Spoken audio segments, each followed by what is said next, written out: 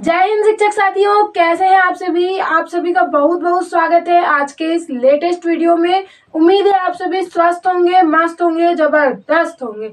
हम बात कर रहे थे अपने डीएलएड के इंटर्नशिप कार्यक्रम में, जिसका जो है आज दूसरा वीडियो है। तो आइए देखते हैं कि डीएलएड का जो है इंटर्नशिप कार्यक्रम में आगे क्या होता है। पिछले वीडियो में हमने देखा था कि डीएलएड पाठ्यक्रम का जो ढांचा है वो 4 समूह में विभाजित है। उसके जो 4 समूह के नाम हमने पढ़े थे, आज हम उसके बारे में विस्तृत चर्चा करेंगे। इसमें जो हमारा पहला समूह है, उस समूह में आता है बच्चों से संबंधित अध्ययन। भाई हम शिक्षक बनने वाले हैं, क्यों? बच्चों को पढ़ाने के लिए ही तो शिक्षक बनेंगे।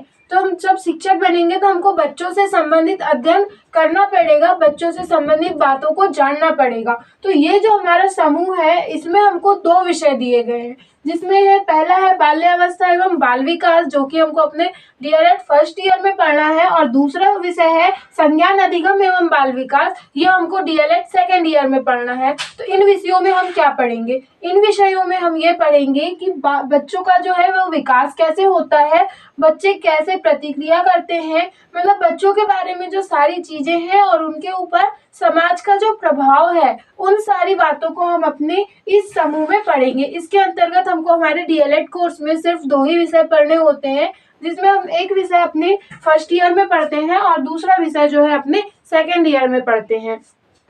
इसके बाद जो हमारा दूसरा समूह आता है, दूसरा समूह है शिक्षा और समसामयिक विषयों पर अध्ययन।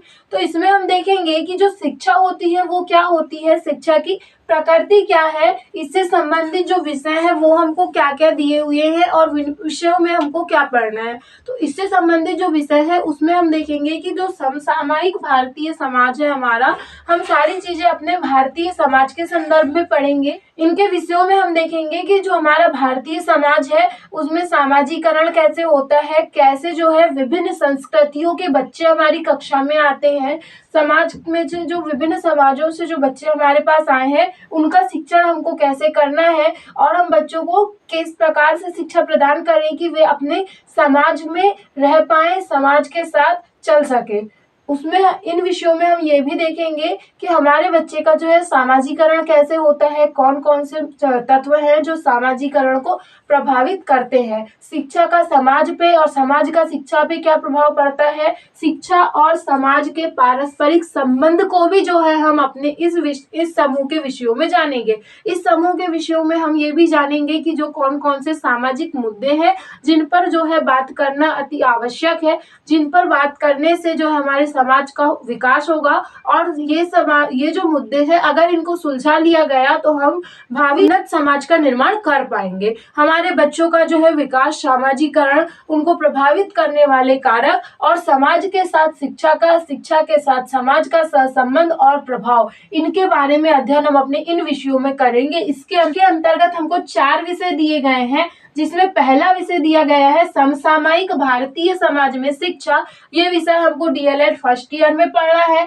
दूसरा है समाज शिक्षा और पाठ्यचर्या बोध, ये विषय हमको अपने डीएलएड सेकेंड ईयर में पढ़ना है। तीसरा जो विषय इसके अंतर्गत दिया गया है वो है भाषा बोध एवं प्रारंभिक भाषा विकास, जो कि हमारे डीएलएड फर्स्ट ईयर का सब्जेक्ट है। हम इसमें देखेंगे कि बच्चे में भाषाई विकास कैसे होता है, कैसे बच्चा भाषा को सीखता है अपने समाज से, और समाज का जो है बच्चे की भाषा पर और भाषा का समाज पे क्या प्रभाव पड़ता है, और इनको कौन कौन से कारक प्रभावित करते हैं, उनके बारे में जो अध्ययन है वो हम देखेंगे अपने तीसरे विषय भाषा बोध एवं प्रारंभिक भाषा विकास में। इसमें हम देखेंगे भाषा के विकास का जो शुरुआती चरण है वो कैसा होता है, उस पर किन चीजों का प्रभाव पड़ता है, उस बारे में भी अध्ययन हम अपने तीसरे विषय में करेंगे। उसके बाद जो हमारा चौथा विषय दिया हुआ है वो है स्वबोध। स्वबोध को अगर हम थोड़ा सा अलग करके देखें तो स्व का मतलब होता है अपना और बोध का मतलब होता है ज्ञान, मतलब अपने बारे में ज्ञान। तो इसमें इस बात के बारे में हम जानेंगे कि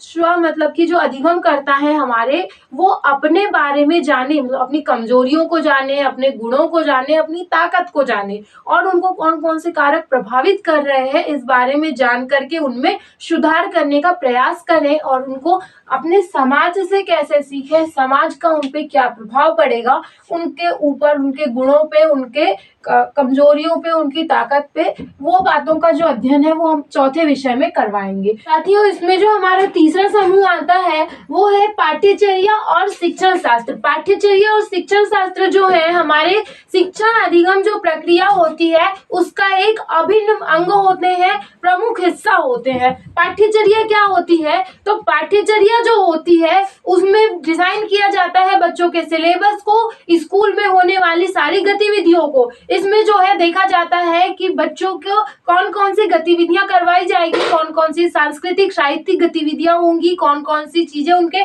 सिलेबस में होगी, किस प्रकार से जो है उनका स्कूल का जो है समय सारणी बनेगी, कौन कौन सी चीजें स्कूल में करवाई जानी है और उनको जो विषय दिए जाएंगे वो कौन कौन से होंगे, विषयों में क्या क्या चीजें समाहित होगी, कौन कौन सा किया जाता है वो किया जाता है पाठ्यचर्या में। और इसी समूह का जो दूसरा पार्ट है वो है शिक्षण शास्त्र। तो जो शिक्षण शास्त्र होता है, शिक्षण शास्त्र में हम देखते हैं कि शिक्षा कैसे दी जाए, कैसे शिक्षा प्रदान की जाती है, कौन कौन से टीचिंग मेथड्स होते हैं, कौन कौन से टीचिंग अप्रोचेस होते हैं जिनका उपयोग करके जो है शिक्षा प्रदान की जाती है, कौन कौन सी विधियां होती है, कौन कौन से सिद्धांत होते हैं जो शिक्षण अधिगम प्रक्रिया का निर्धारण करते हैं, कौन सी गतिविधियां होती हैं जो शिक्षण अधिगम प्रक्रिया के लिए आवश्यक है। तो वो सारी जो चीजें हैं वो हम पढ़ते हैं शिक्षण शास्त्र में। इसमें जो हमको विषय मिलते हैं उन विषयों में हम देखते हैं कि जो बच्चों के विषय होते हैं उनको कैसे पढ़ाया जाता है, कौन कौन सी जो है शिक्षण सहायक सामग्री होती है जिनका उपयोग हम अपने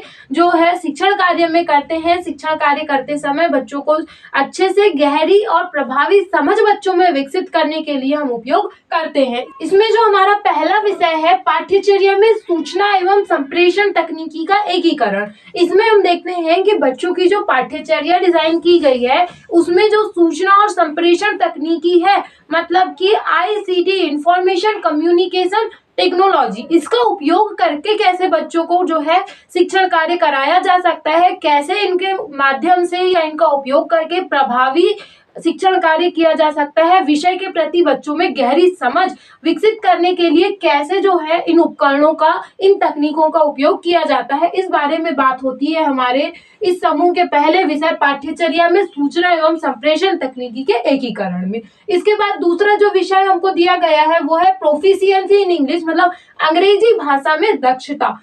दक्षता कैसे हासिल की जाती है, अपने बच्चों को दक्षता कैसे दिलानी है, इस बारे में बात होती है हमारे दूसरे विषय में। इसमें जो हमको इसी समूह का तीसरा विषय है योग शिक्षा। योग शिक्षा क्या होती है, योग शिक्षा कैसे दी जाती है, योग शिक्षा का क्या महत्व है, क्यों योग शिक्षा महत्वपूर्ण है, इस बारे में बात होती है। और योगा के बारे में जो हम जानते हैं हमारे तीसरे विषय योग शिक्षा में। फिर चौथा जो विषय आता है वो है मातृभाषा या क्षेत्रीय भाषा शिक्षण।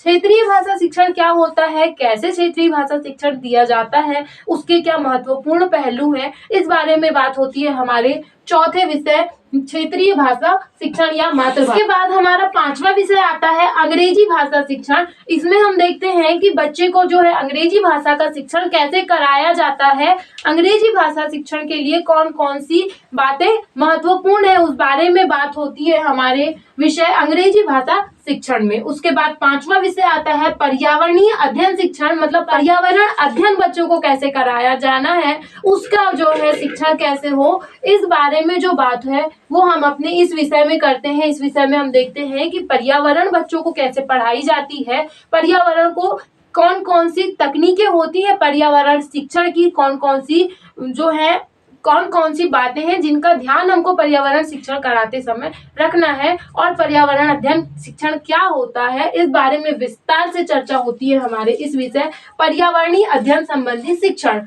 इसमें जो है हमारा तीसरा समूह है, इसमें हमको और भी जो है शिक्षण संबंधी विषय हमको पढ़ाने हैं, जैसे गणित शिक्षण, विज्ञान शिक्षण, सामाजिक विज्ञान शिक्षण, ये सारे जो विषय हैं ये इसी समूह के अंतर्गत आते हैं। उसके बाद हमारा चौथा समूह है अन्य मूल्य आधारित कोर्स। तो ये जो समूह है इसमें कौन से विषयों को रखा गया है, अगर आपको याद हो तो एनसीएफ और आरटीई एक्ट दोनों में एक बात कही गई थी कि हमारे प्रशिक्षणार्थियों की जो पाठ्यचर्या है, डीएलएड जो कोर्स है उसकी पाठ्यचर्या ऐसी हो कि हमारे प्रशिक्षणार्थियों का जो है सर्वांगीण विकास हो, उनमें सांस्कृतिक, साहित्यिक और सभी जो प्रकार की विधाएं हैं उनका विकास हमारे शिक्षकों में, प्रशिक्षणार्थियों में होना चाहिए। तो उसी बात का समर्थन करते हुए ये जो चौथा समूह बनाया गया है, इस चौथे समूह में वे समस्त विषय आ जाते हैं जो कि शिक्षकों के सर्वांगीण विकास से संबंधित है। सर्वांगीण विकास से संबंधित अर्थात बच्चों में कलाओं का विकास कैसे हो, नाट्य कला, ललित कला, रचनात्मक जो कलाएं होती हैं उनका जो विषय समावेश है वो हमारे चौथे समूह के विषयों में रखा गया है। इसमें जो विषय दिए गए हैं उसमें हम बात करते हैं शारीरिक शिक्षा, स्वास्थ्य शिक्षा, बालकों की मानसिक स्वास्थ्य के बारे में, इनका सुधार कैसे हो, वर्तमान में क्या स्थिति है, इन सभी के बारे में बात होती है हमारे इसमें। कार्य और शिक्षा, शिक्षा का कार्य से और कार्य का शिक्षा से, दोनों के आपस में जो संबंध है उसको हम जानते हैं हमारे इन विषयों में। तो फ्रेंड्स, आज की इस वीडियो में हमने देखा कि जो हमारा डीएलएड का पाठ्यक्रम है इसका ढांचा कैसे तैयार किया गया है, कितने समूहों में बांटा गया है, किस समूह की क्या अवधारणा है और उनमें जो विषय रखे गए हैं उन विषयों को रखे जाने के क्या उद्देश्य है और इनका वर्गीकरण किस प्रकार से किया गया है, इस बारे में हमने विस्तार से चर्चा की। उम्मीद है आपको वीडियो पसंद आई होगी। Thanks for watching friends.